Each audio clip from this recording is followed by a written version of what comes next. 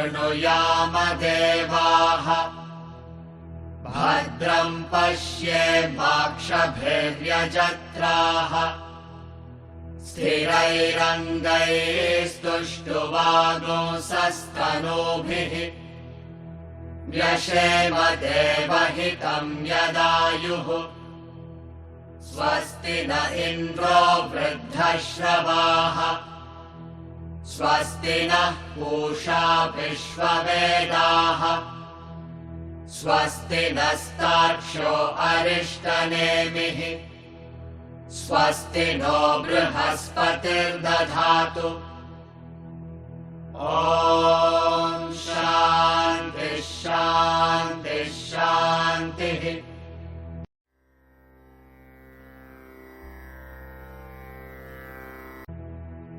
अथाश्वलायनो भगवन्तं परमेष्ठिनमुपसमेत्योवाच अधीहि भगवन् ब्रह्मविद्यां वरिष्ठां सदा सद्भिः सेव्यमानां निगूढाम् यया चिरात् सर्वपापं व्यपोह्य परात् परं पुरुषं याति विद्वान् तस्मै स होवाच पितामहश्च श्रद्धा भक्तिध्यानयोगादवैः न कर्मणा न प्रजया धनेन त्यागेनैके अमृतत्वमानशुः परेण नाकं निहितं गुहायां विभ्राजते यद्यतयो विशन्ति वेदान्त विज्ञान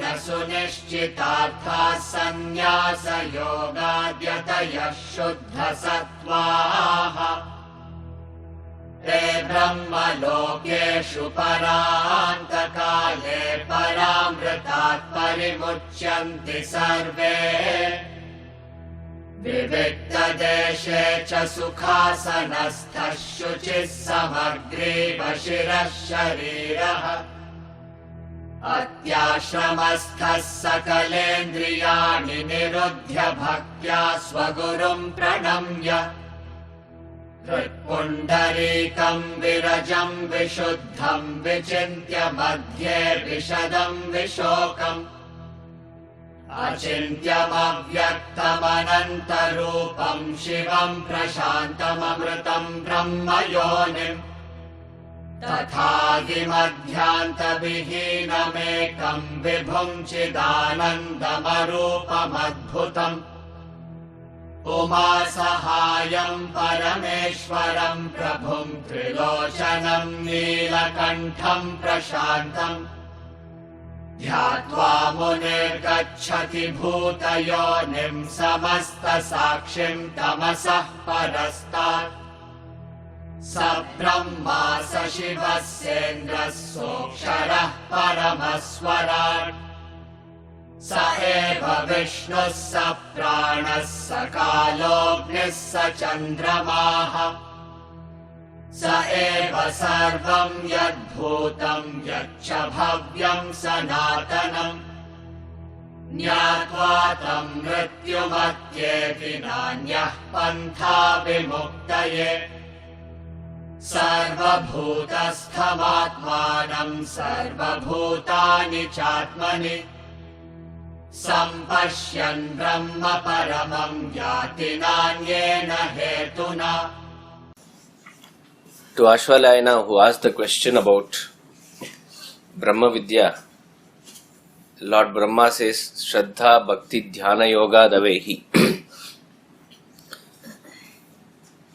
We concluded in the last class by saying that Bhakti is an awareness of the Supreme Reality with a sense of gratitude. In the initial stages, we can do Bhakti. Do Bhakti means you can perform activities which are oriented towards Bhakti. But the ultimate aim is to become a Bhakta. The difference is, it is a being rather than doing something. The highest form or the essence of Bhakti is that ultimate surrender towards that Supreme Reality. Awareness with that supreme reality in which you are surrendering that individual self to the totality is the essence of bhakti.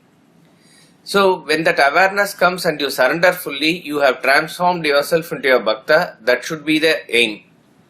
So then what is the difference between doing a bhakti and being a bhakta is that in the initial phase, we are trying to invoke that emotion within us with certain practices, which is practice of bhakti. But once a person becomes a bhakta, he is as though married to the self. Whatever he has, he doesn't have a individual will of his own. Everything is surrendered to the will of the Supreme. This is the ultimate of surrender. Islam is said to be a religion of surrender to Allah. This is the essence of it. If they practice it properly, this is essentially what it means. That my will is not there, your will is there. So whatever I do, imagine if a ideal husband and wife, and the wife does everything with reference to what is ultimately for the welfare or for the pleasure of the husband, where she has surrendered her personality into that of the family that she had gone into. So that means whether she is cooking, whether she is raising children, whether she is even decorating herself, each and everything is not based on her will or her desire. Each and everything is based on what is really ought to be done with reference to the pleasure of the other person. Now this is just an example I am giving. Exactly in the same way, the individual Jivatma is married to the self, as it were. So the Jivatma doesn't have a will of its own, as though everything for the Prityartham of Ishvara. Parameshwara Prityartham is what we say with reference to all Sankalpa. When we do any puja or any action for that matter, before that you say that this is not I am doing for anything of my will. It is for the Priti or satisfaction or pleasure of the Supreme God. Therefore, at that point of time, what we chanted a couple of classes earlier in Bhagavad Gita, he says, whatever you do, you offer unto me and do it. Yat karoshi yadashnasi yat juhoshi dadasi yat tat kurushva madarpanam, says Lord in Gita. So that is the transformation of being a bhakta. So therefore, what do you do then after that? Actually, in that stage, which is a very high form of our evolution, we shall be only remembering the grace of the Lord, nothing else. It is called Kripa Smaranam in Sanskrit. It is that you understand that each and everything is functioning according to His extreme compassion, which is Kripa can be translated nearly to that word. And you are just remembering that, nothing else. Remembrance of that itself is a great bhakti. And as we said, finally, when the gratitude goes and pure awareness remains, that is pure jnana. So, with Shraddha, this bhakti is cultivated, and as we said in the last class, it is all talked about at the higher stages, the second stage of Shraddha, the higher stage of bhakti, etc. All this should finally culminate into what is known as Dhyana here. Dhyana means meditation is the translation given. Yes, it is meditation. Dhyana is a single pointed concentration. All the effort that we do in terms of sadhana, we do karma yoga, we do bhakti yoga, we do jnana yoga, we do various other yogas also if there are, but these are the three right royal paths. The purpose of all this is finally to realize the self. These are to be undertaken as path towards achieving a goal. That is very important. In Kaivalya Upanishad, we saw that if a person begins to revel in the partaking of pleasures arising out of the path, he may lose his way. Therefore, all this is undertaken, and without which we cannot reach the goal. But we must not forget what that goal is. The ultimate aim of Vedanta, the ultimate aim of our human life as given in Vedanta is that we need to find out our own real identity, which is given in the scriptures as Atma or self. The principal by which this will function is the principle by which any other materialization of our thoughts function. The law is that as you think, so you become. This is the fundamental law. This is verifiable in our own lives where your focus of thoughts is much more. Where you deeply feel about that thought, you are working on that as it were. You automatically transform yourself into that. A person who is constantly thinking of money becomes a materialistic person. It is another matter whether he actually commands money or doesn't command money, but he is a materialist person when his thought is centered around money. How to gain money is a different formula. But if his person is constantly indulging in the thought of money, constant thought focuses upon materiality, he becomes a materialist. Similarly, a person thinks the whole life is meant for enjoyment and his constant thought forces towards sensuality, he becomes a sensualist. So wherever your area of identification is, wherever the thought flow is maximum, that is what we ultimately become. This functions because of the universal law, that's all it is, nothing else. Now all along, we do not know how many janmas we have considered ourselves to be this small individual made up of this body, mind and intellect. It is this constant identification that we are what we are today. So therefore, if we have to finally, as per the scriptures, what it says, if we have Shraddha in it and we do bhakti towards it, to gain that ultimate realization, we have to have that constant thought focus upon the self. So a person who constantly thinks of his body becomes a physical personality. A person who is centered around his emotions becomes an emotional personality. Very rare, but some persons are delving at the intellectual level, they become intellectual personalities, but all three are material personalities, transacting with the world. A human being alone has the capacity to focus his thoughts either on the matter or on the spirit. So a person who focuses on matter becomes a material person. A person who focuses on spirit becomes a spiritual person. This constant thought of the self, through these practices, even Karma Yoga, we said in the last class that you keep a goal first in work so that the thought is focused towards the goal. The whole idea of even attending this class, all your sadhana is to gain this focus only. Even in spirituality, people, with genuine intentions, they go on to study various books, they go on to do various sadhanas. When a person has undertaken a particular engineering course in an engineering college, whatever is the books prescribed there, that he ought to cover in those 3 years or 4 years, whatever is course of study. He can then do research for his whole life. There can be other books, there can be other experiments that he can do, but a proper course of study which has been prescribed must be first covered.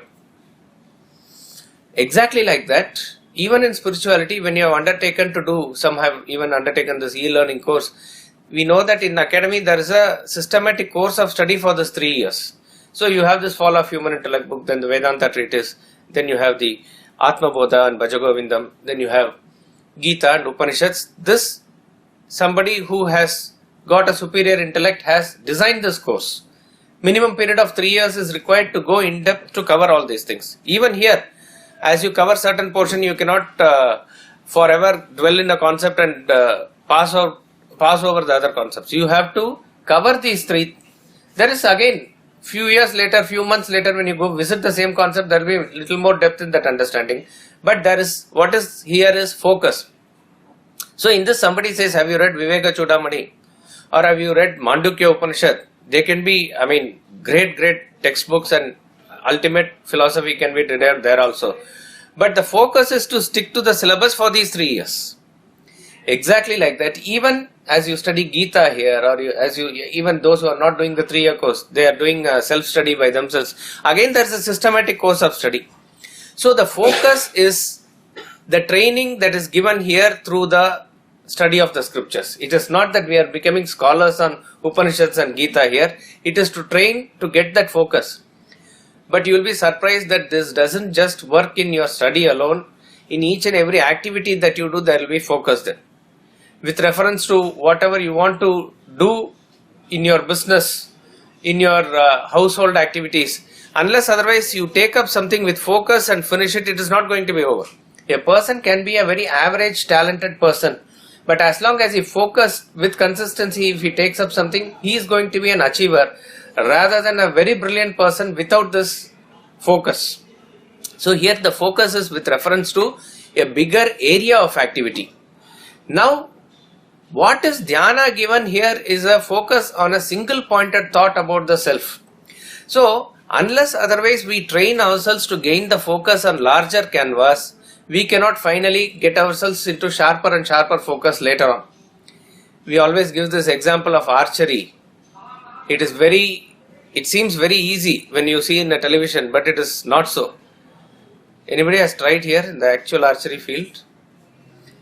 Because in the television what they show is on one side they show the archer, other side they show the bullseye, and within a flash of a second the arrow goes and hits there. That's all we see, and they give the points according to the circles. But I think the distance is some 70 meters.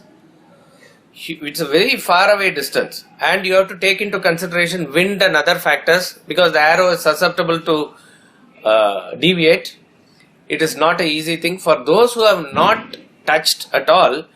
First of all, you keep it, and assuming that you are able to release it properly also, nowhere the arrow will go anywhere near the board itself. It is impossible that you even the board is a bigger canvas, but it will not go there. So first of all, we have to train ourselves to shoot consistently on the board. Then you can go into the bullseye, which is the point for 10 points in the middle of the board. The larger focus or the concentration in the bigger area is equal to shooting in the board. And meditation is a single pointed concentration which is in the very center of that board. One point. Now this has to be understood in the context of what generally people without a proper background say that if you want to improve the concentration, you do meditation, which is not so.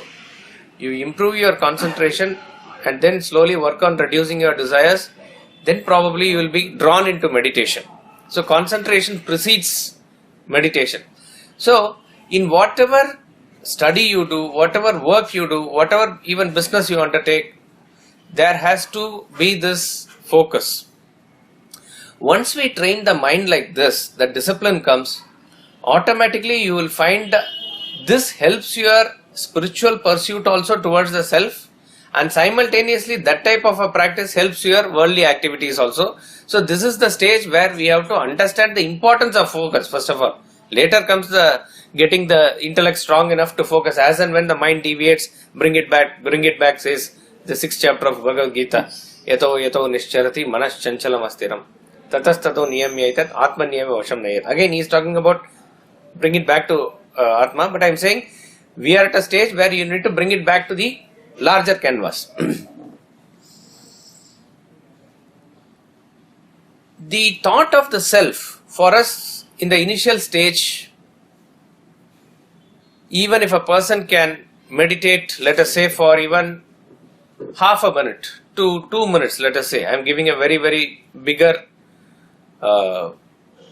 benefit of doubt that if some person can say, on a consistent basis, not just one day. One day you can sometimes sit for 10 minutes in a totally self-absorbed state also. On a daily consistent basis, if you are able to keep your mind aloft on a single chosen thought to the exclusion of all other thoughts, it is great achievement. It's a great achievement. We have a 4 to 5 minute meditation schedule in the academy after the bhajans towards the end of the day, and it is just a practice, it is just a gimmick, says Swamiji. If you have done the schedule for the day quite satisfactorily and then you raise your emotions with reference to the bhajans that we sing, then you find that day you will be probably able to get into the meditation quite nicely. And it is a very elevating feeling.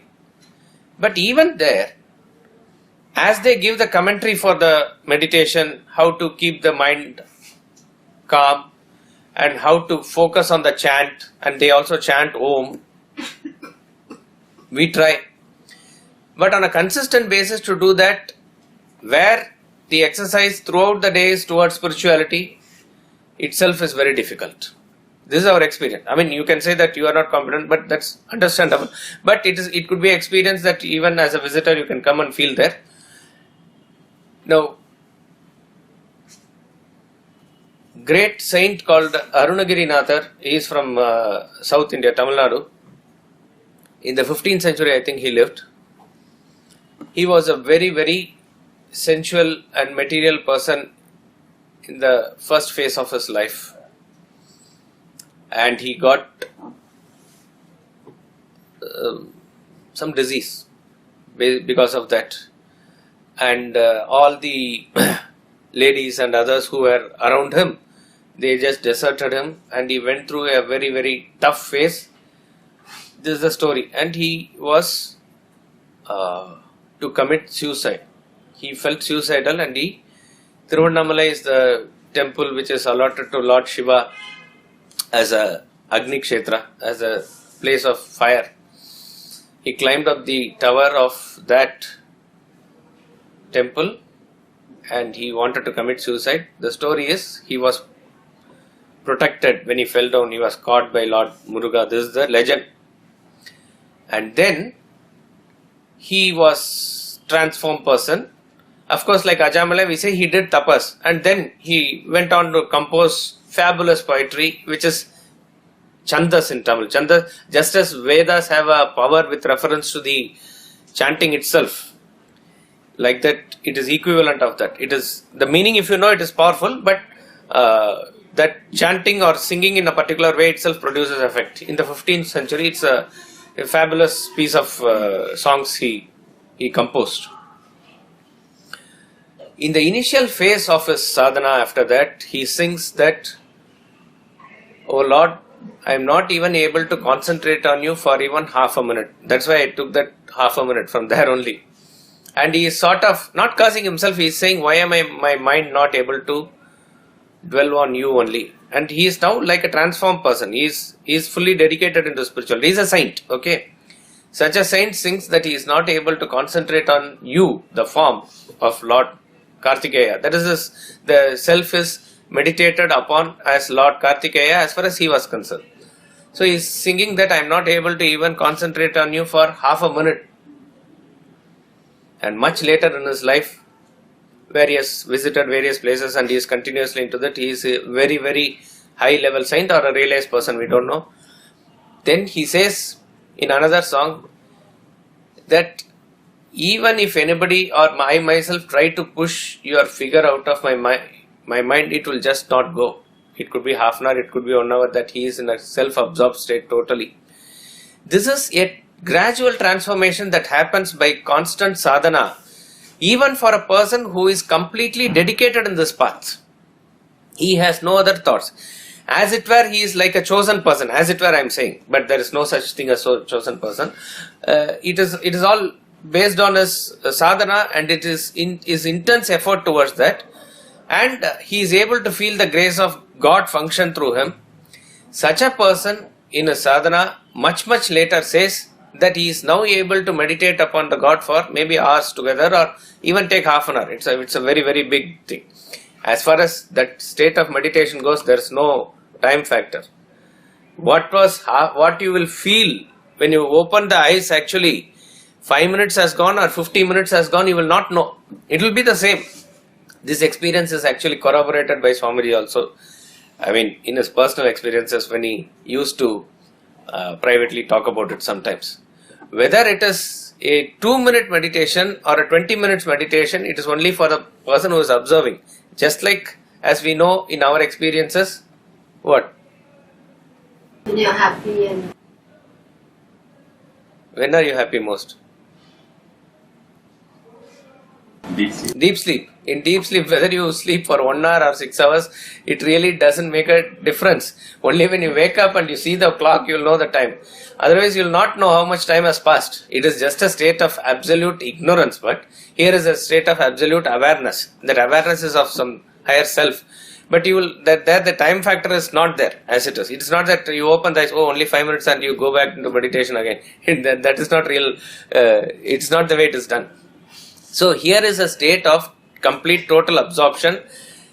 This is what is known as real meditation. Why I am saying this is, this word meditation is generally used loosely by various people in various ways. Even as people talk about when I go to the office in the car, I just meditate.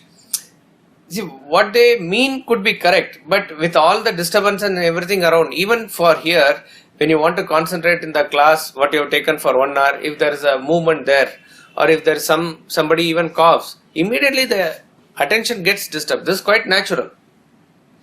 Even when you are sitting in a meditation, if a sound of a bus or something goes long and that comes, your senses are so powerful that it gets drawn towards it. Meaning, that is the level of our identification now, so that we are not able to have that extreme focus and control over our mind at this point of time. But you have to now visualize and believe a state where we are told stories about Ramana Maharshi or Vivekananda, where he was there meditating in the garden and a snake was there and he did not know about it. To such state of self-absorption, any person can rise. It is within the capacity and ability of any person to go up to that extent also. But at this point of time, we may not be able to believe or visualize how it is possible at all. But it is possible. Even in this 21st century and 20th century, people have shown that. Now, when people talk about that, so that is why even when people say about sadhanas like uttering God's name or everything, it is a way by which you bring the focus back to the self. That is how it should be taken. So, unless otherwise we train ourselves on a consistent basis throughout all our activities and make ourselves into a sadhak with reference to karma, bhakti, jnana, everything together, single pointed focus by itself will not suddenly come. Meditation is a very highly scientific practice and its effects are enormous, definitely. But unprepared mind should not get into meditation. This is a caution that Swamiji always says in his lectures, to the extent that he is considered anti-meditation actually. But he has been giving Gita lectures for 60 years. But one voice has to be powerful enough to make sure that world understands the implications. See, suppose even if you don't do meditation, you may not lose something. But if you do meditation the wrong way and damage yourself, the damage created is much more enormous. So he harps on that point very much. Now you may ask, how will I know whether I reach the state of meditation? Don't worry, that question itself will not rise. Because when you reach the state of meditation, you will be automatically drawn into meditation. You will not be attending the class here. I will not be taking the class here. It is when a person is into that stage where, as it were, last class we talked about the state of Swami Ramatirtha. Those things are not talked about, not written, and it cannot be explained or experienced. It is just like your private experience with God, as it were. In that stage you will know. A person who has woken up, how he will know himself, exactly like that. To that extent, a person will be automatically drawn into it. He will be absolutely peaceful even otherwise. A person who is at 90% level or 95% level, you can still say he is not self-realized. But that stage is very, very high stage. A person who is absolutely not affected by the world, who has his senses in absolute control, who knows not what anger or envy or any other negative emotion is, who is able to genuinely feel that universal love. These are all the various indications that are given at various places. When that stage comes, obviously you are in a balloon. You are in a balloon flying high above in the sky. So you will automatically know. So we have to understand the sadhana and practice at our stage. But here what is given for Ashvalayana is, you have to remember, the student is asking for Brahma Vidya, a well prepared student who is already reached a very high level of discipline, who is wanting now to get into that ultimate state only. So to him, when he talks about Shraddha, Bhakti and Dhyana, he is talking about that ultimate meditation only. Now, that ultimate meditation, we said, as you think, so you become, as the law. So when a person constantly thinks of the self, he becomes the self.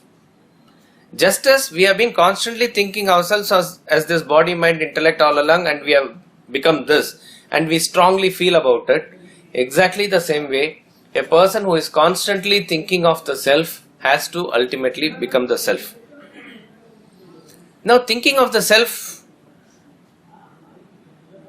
which is absolutely having no attributes, no form, or unmanifest, or you can call it by the name Satchitananda, whatever it is. Now, what do you really think on? Now, we cannot imagine a state where our mind can get into that state of, as it were, a thoughtlessness, where it is filled by the self which is attributeless. This is in fact the essence of a nirguna dhyana. It is highly impossible or highly impractical for majority of the people. Majority, you can say 99.99 recurring, that sort of a person who can really focus his mind on the unmanifest reality is worthy of worship. I mean, you prostrate to such a person. In the 12th chapter, Arjuna asks a very pertinent question. Bhakti Yoga, who is better of the two? Who is able to worship you, or who is able to worship the formless reality? So Krishna says, undoubtedly those who worship me are better. Me means the self with the form. And then he also says, those who worship the formless reality, they also reach me. That is clear. But they are smart people, they don't need any prop or anything. By themselves they will reach. But they are, in terms of sadhaks, very rare. This is not to discourage or, to dissuade anybody from taking up Nirguna Dhyana or Nirguna worship. You can do it, and in fact in Bengal, the whole idea of Brahma Samaj and other thing came with this type of background only. That in the Upanishad, Brahman is talked about as a formless reality, and therefore we need to worship that. But obviously, it will not be successful when you transform this idea in a mass scale for everybody to do it. It is just not possible. It is just not possible. Therefore, in the 5th verse of 12th chapter, Krishna says, Klesho adhikatarastesham avyakta sakta chetasam. It is much more difficult to think of me in that formless way. As of now, think about it. When we say you close your eyes and think of the self, what are you really thinking of? Our thoughts can go as far as any name or form is concerned. That's all. You even think about, think of a concept like communism, socialism. What are you thinking? Not possible. Even an abstract concept like that is not possible to be thought of, though it is a concept. When we talk about socialism, everybody understands socialism. Everybody understands communism. But I am saying, think of socialism. What are you thinking of? It is just not possible. When these abstract concepts itself is not possible for you to bring it in your mind, the highest concept of self as it is given, how it is to be brought in? It is rather difficult. So, in order to finally bring into that single pointed thought, a constant thought flow about it before itself is a prerequisite. That is why even in Kena Upanishad we saw that open eye meditation is definitely a prerequisite before you go into that ultimate closed eye meditation. What is open eye meditation?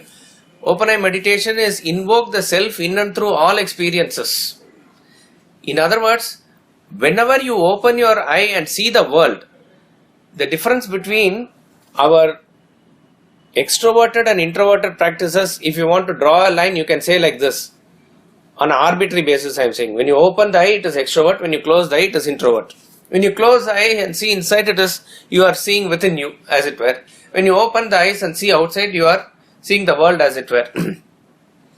When our senses are open like this to the world outside, and we indulge in the activities of these senses, we tend to get lost in these activities. We tend to indulge in these activities. So when our eyes see a landscape or a mountain, you tend to get involved in the enjoyment of the perception itself. So for us to become introvert, we are recommended karma yoga, etc. And there comes a stage where you are able to use that perception itself as a worship inside, where when you see a mountain again now, you are not focusing on what you see, but really what makes you see. So each and every perception it will switch on something inside, where the connection goes through the senses, through the sense centers, through the mind to the ultimate consciousness. Like that it goes.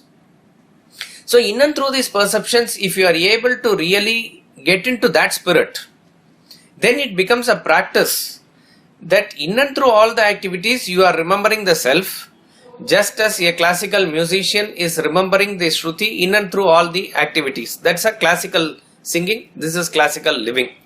Such a person who is generally oriented towards the self in and through all his activities, when he gets into meditation, obviously it becomes very easy. Now it becomes very easy for him to sit in the meditation.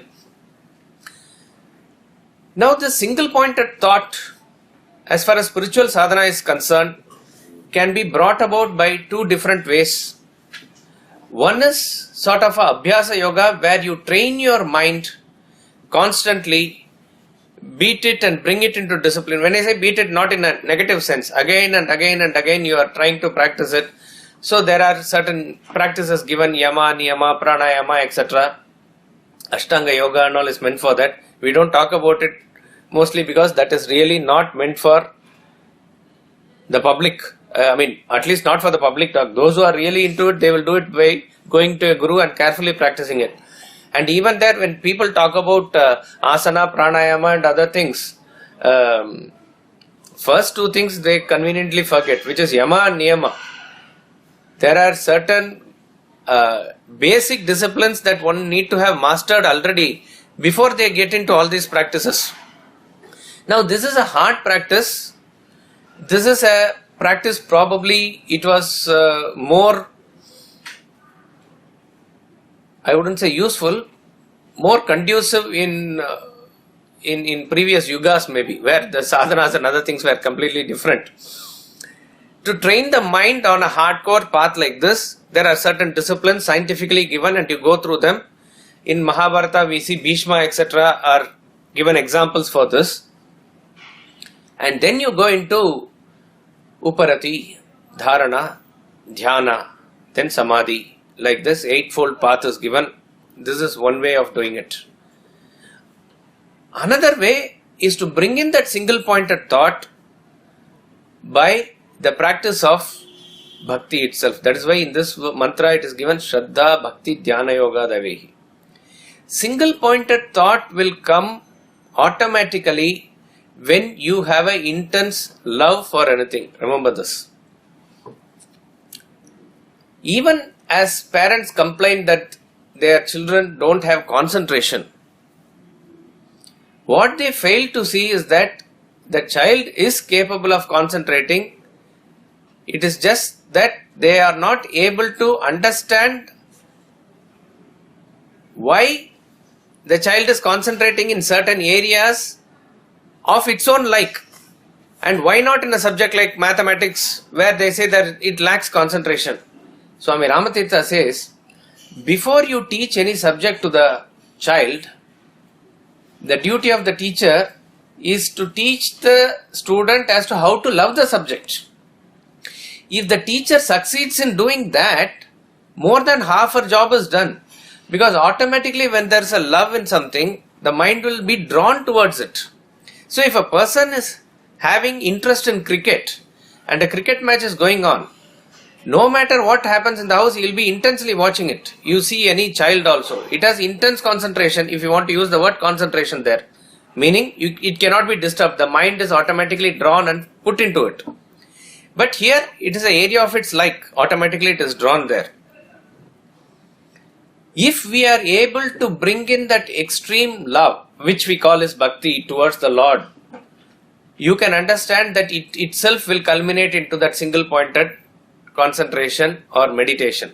This is called as prema bhakti.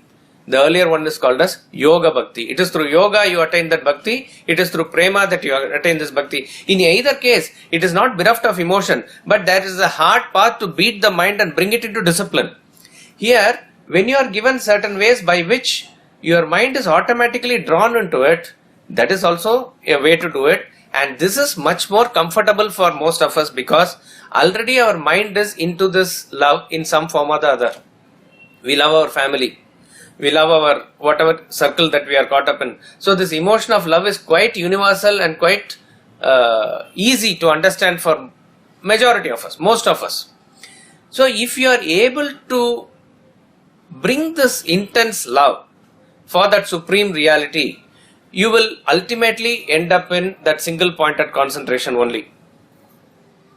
But the question is how to bring that intensity or love. That is why Shraddha, Bhakti is given. Now, in the initial stage, when we are recommended to even listen to the stories of the Lord through Puranas and Itihasas, this is one of the purposes. See, why will you like any person?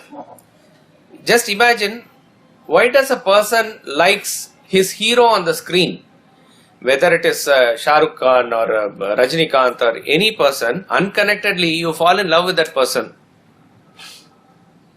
To the extent that you become a fanatic follower or a Bhakta also to that person, Amitabh Bachchan or anybody for that matter. And it is very clearly seen in our country, it is there in other places also. How does that happen? Why does that happen? What is it that makes you fall in love with your idol? You've seen him in certain situations on the screen, Right. Heard about him. Correct. When you see him in certain situations on the screen, that let us say he is a hero and he is able to do all the good things and in a very stylish way, and the way that he characterizes and conducts himself, your mind is automatically drawn towards that. Maybe he's seeing his dream. He's seeing? His dreams. That's what. Dream will come after you see the movie only. So like that, he is able to get into that spirit of oneness and love with that person, and then whatever he does, he will appreciate. It could be a flop movie also, but he will not accept. That sort of intense identification comes. So the moment you are able to love somebody, you will not be able to take him out of your mind, and whatever he does, he is your hero. So imagine if we are able to understand the character and conduct of, let's say, Lord Rama in Ramayana, or the way in which Krishna manifests himself through the stories of Bhagavat, etc. By listening to it, and particularly through, I would say, a proper narrator or a teacher, your mind will be automatically drawn towards it. This is shown by Rukmini in Bhagavat. He says, Shrutva Gunan Bhuvana Sundara. That's how her letter to Krishna starts. She writes a beautiful love letter to Krishna and passes through a priest.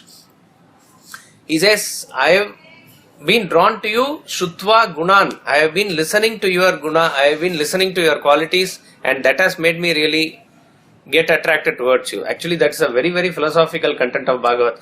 It is the love letter of a Jivatma towards Paramatma. If you interpret it from Vedantic point of view, highest philosophy is given, but outwardly a very beautiful letter. It is given 7 shlokas she writes. So we get fully involved in a particular person, or we get fully involved in a God or whatever it is, when we are able to understand the character, appreciate the contact, automatically it comes. So a person who is not able to get into this spirit of the self and dhyana, etc. immediately,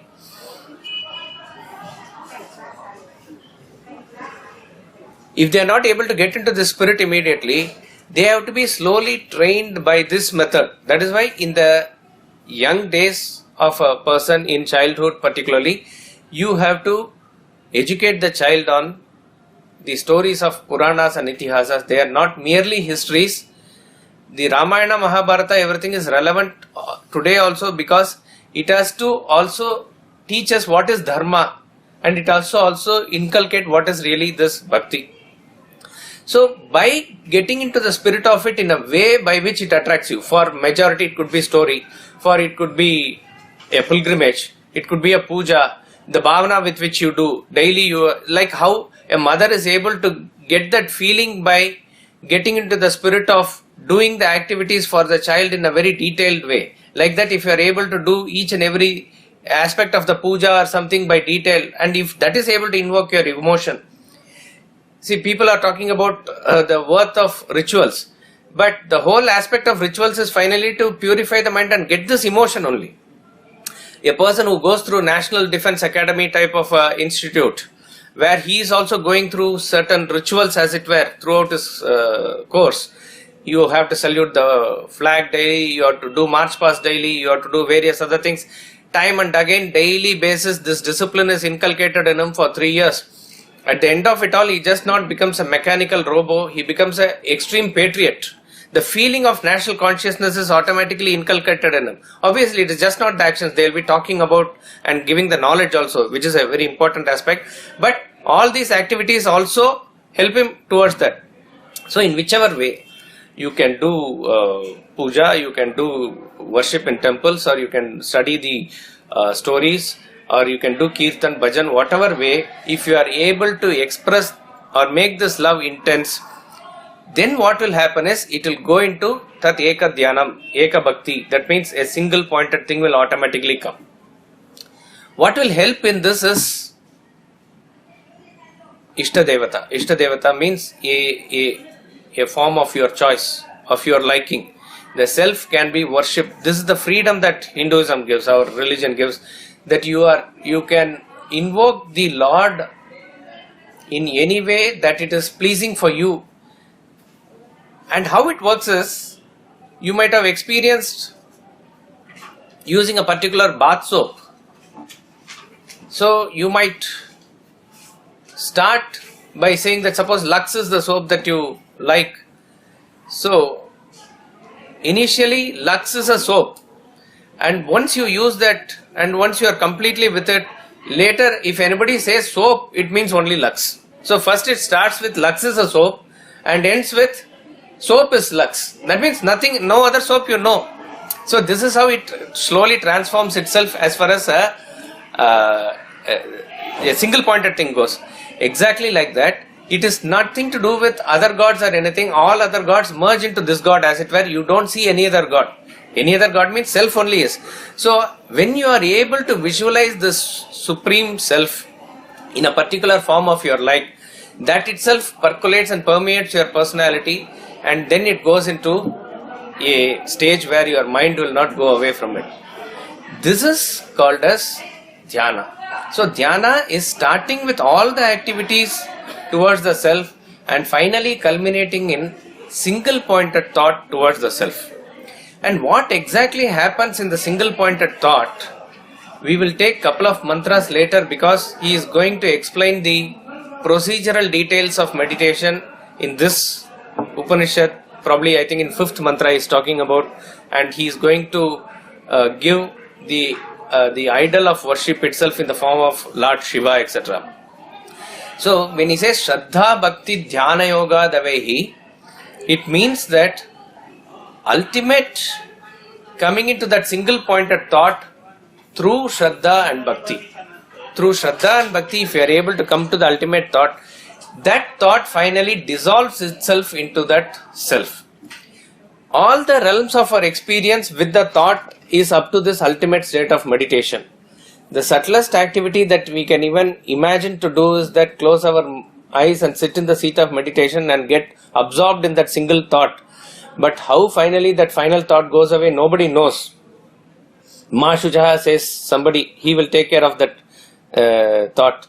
So If a person is able to get into that state and then forget about the fruit of result of his sadhana there also, his mind and intellect will be automatically absorbed into it.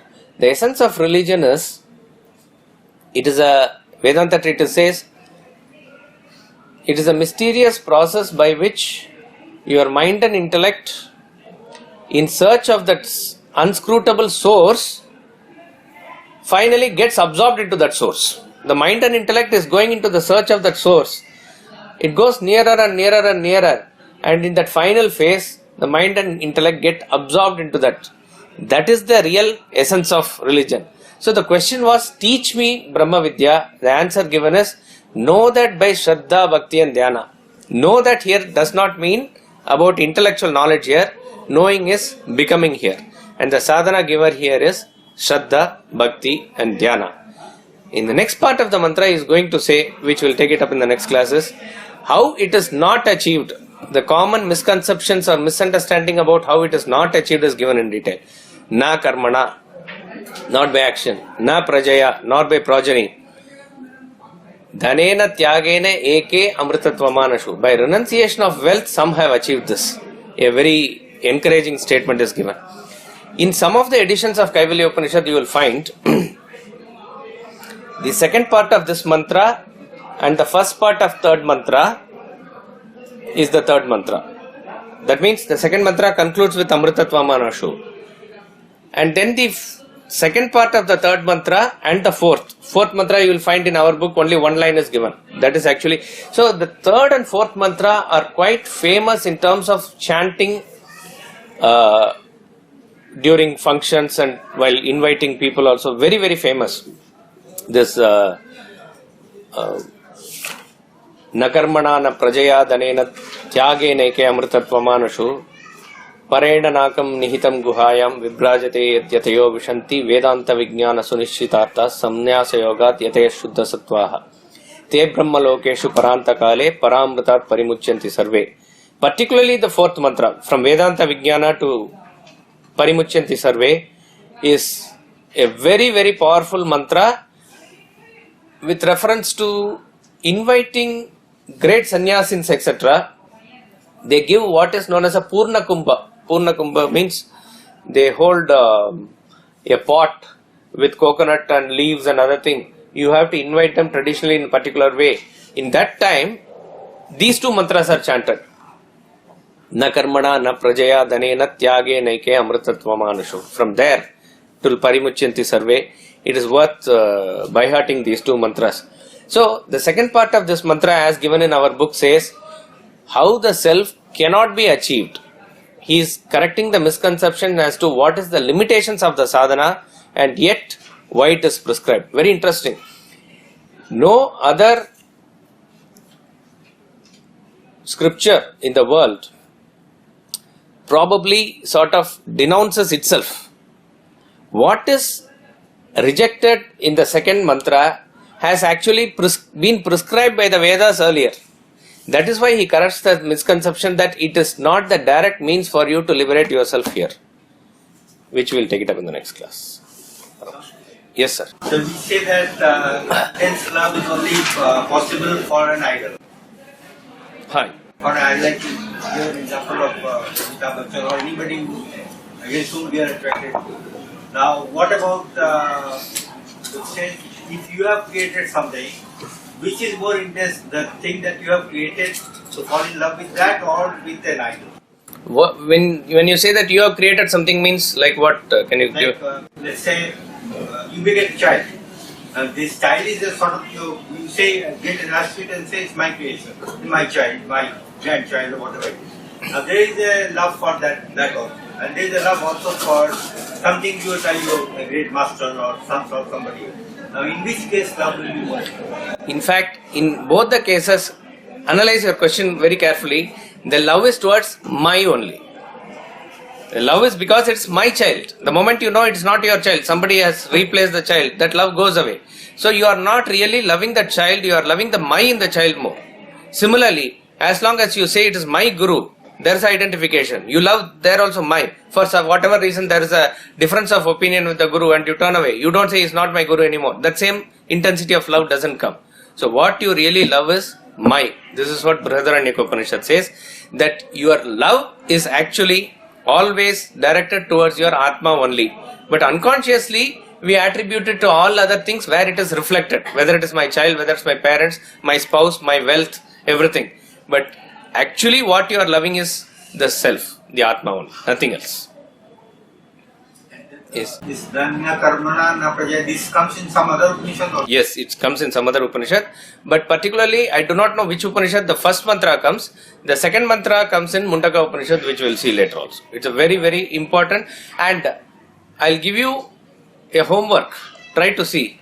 The same mantra is given in Kaivalya Upanishad and Mundaka Upanishad. Okay. In this old book, I think I can see the page, but in the new book you can see the page. That is, here it is mantra 3. There in the third Mundaka, that is third part of the Mundaka, second section, 6th mantra I think. That is from the end of the Mundaka Upanishad, 5 mantras before. Same mantra comes. There is just one minute difference, at least in the print of this book. And I have checked with Chinmaya Mission book also. There is one minute difference, and you will find the interpretation of this mantra and that mantra is completely different. But there is one minute difference as far as the Sanskrit mantra is concerned. You can spot it out. You try to spot it out what it is. Yes, sir. So you said, if I am correct, that you do bhakti with full shraddha, and that culminates into knowledge. But at the stage of self-realization, then what does knowledge transform into? Knowledge transforms into just being that knowledge. That is what it is. It is the being itself is the knowledge there. Being itself. Being is so bhakti elevates you to that level, and then when you awaken, it is transformed into a awakening knowledge. It's like the example of the knowledge of the waking world, we say, the waking consciousness. That has nothing to do with any knowledge of the dream, of the dream. That off goes away. It is the pure knowledge as far as the waking world is concerned. Like that, your transformation into that being happens. So it culminates into the being, actually. That is not really knowledge as we know it. Yes, not as we know it. It's a different kind of knowledge. We'll conclude with the bhajans here.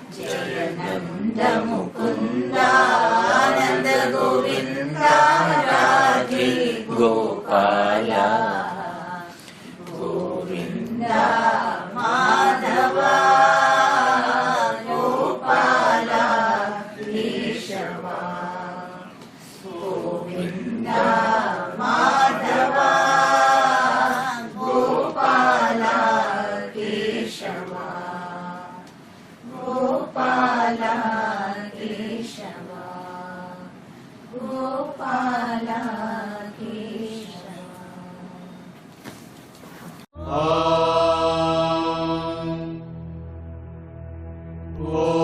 Purnamadah Purnamidam Purnat Purnamudachyate Purnasya Purnamadaya Purnamevavashishyate. Om Shanti Shanti Shanti.